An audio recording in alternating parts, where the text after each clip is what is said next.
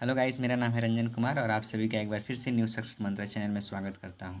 Dear students, आज मैं N इपितप जो कि 12th क्लास का एक लेसन है, इसको जो है वाल्टर डिलामेयर के द्वारा लिखा गया है और आज मैं इसको बताऊंगा, आपके सामने रखूंगा। एन इपितप में क्या है, कैसे कुछ दिया है, सारी चीज़ें हम आपको बताने का अच्छे ढंग से प्रयास करेंगे। चलिए हम लोग फटाफट आगे की तरफ बढ़ते हैं। क्या दिया है, क्या है, कैसे है। चलिए सबसे पहले यहाँ पे आपको दिखाई देगा अबाउट द ऑथर, यानी लेखक के बारे में जान जाना है, क्योंकि यहाँ से ऑब्जेक्टिव सवाल आपके एग्जाम में बनता है। ठीक है, तो ये सारी चीज़ों को बढ़िया से देख लो और याद कर लो। पहला लिखा है कि वाल्टर डेलामेयर वॉज बॉर्न ऑन 1873 और 1965। याद रखना है कि वाल्टर डेलामेयर का जन्म जो है 1873 में हुआ था और 1965 में उनकी मृत्यु हो गई थी। ये वॉज अ ब्रिटिश या इंग्लैंड पोएट। याद रखना है कि वो इंग्लैंड के कवि हैं, बस इतना याद रखना है।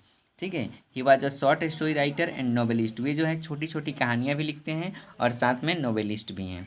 He was also known as children's poet, यानी उनको जो है बच्चों की कवि भी कहते हैं, यानी चिल्ड्रंस पोएट के नाम से भी जानते हैं वाल्टर डेलामेयर को। ठीक है, हिज इम्पॉर्टेंट वर्क्स, उनके कुछ महत्वपूर्ण कार्य हैं। पहला है सॉन्ग्स फॉर चिल्ड्रेन और पीकॉक पाई, ये दो इंपॉर्टेंट हैं। आपसे यहाँ से सवाल बन सकता है, पूछ दिया कि सॉन्ग्स फॉर चिल्ड्रेन कौन लिखा है, तो आपको याद रखना है कि वाल्टर डेलामेयर के द्वारा लिखा गया है।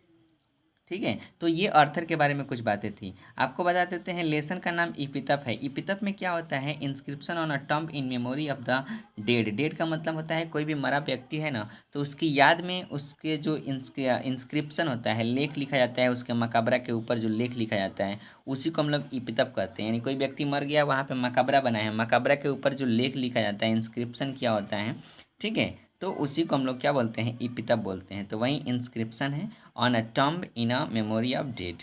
ठीक है, चलिए आगे देखते हैं हम लोग क्या है। तो यहाँ पे लिखा है एन इपितप, देख रहे हैं पूरा लेस यहाँ पे लिखा हुआ है पूरा कविता। बोला है कि here lies a must beautiful lie ladies. Here मतलब यहाँ, लाइज मतलब पड़ी हुई है, लेटी हुई है। अ मस्ट ब्यूटीफुल लेडीज, एक बहुत ही खूबसूरत लेडीज यहाँ पे पड़ी हुई है। Light up step and heart was सी।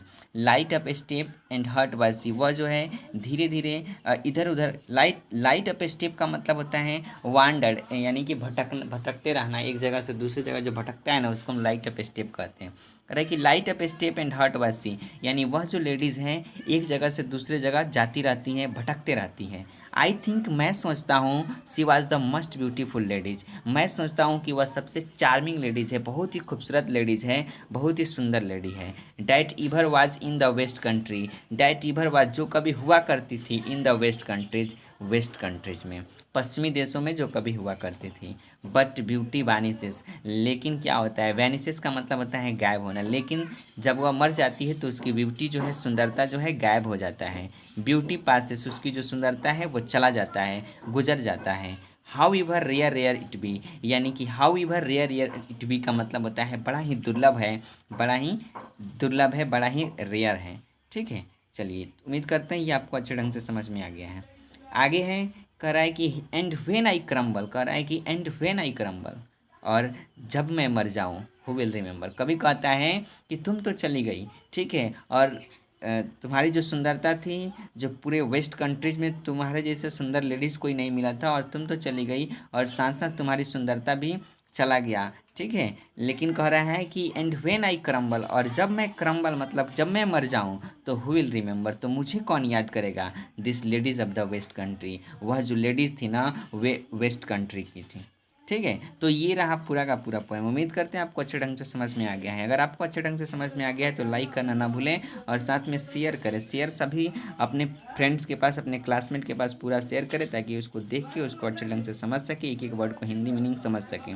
और अभी तक हमारे चैनल को सब्सक्राइब नहीं किया है तो सब्सक्राइब माई यूट्यूब चैनल, ठीक है, ज़रूर सब्सक्राइब कर लें ताकि हमारी हर एक अपडेट आप तक ईजिली पहुँच जाए।